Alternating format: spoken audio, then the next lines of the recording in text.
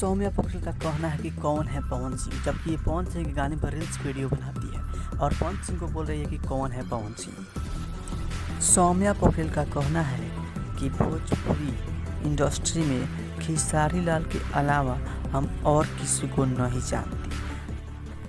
सौम्या पोखरेल के इस बात को लेकर के पवन सिंह बोल रहे हैं कि कौन है सौम्या पोखरेल, हम उनको नहीं जानते।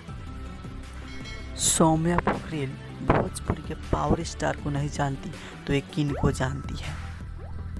और ये भी नहीं, सौम्या पोखरेल बोल रही है कि खेसारी लाल यादव के साथ काम करेंगे तो मेरा लड़का होगा,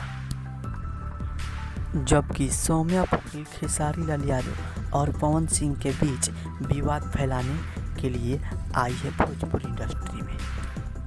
पवन सिंह इस बात को लेकर के बहुत ही ज़्यादा नाराज़ हो गए हैं और पवन सिंह बोल रहे हैं कि भोजपुरी इंडस्ट्री से सौम्या पोखरेल बाहर कर देंगे। और पवन सिंह बोल रहे हैं कि खेसारी लाल की टैटू बनवा लेने से खेसारी लाल की हीरोइन नहीं हो जाती।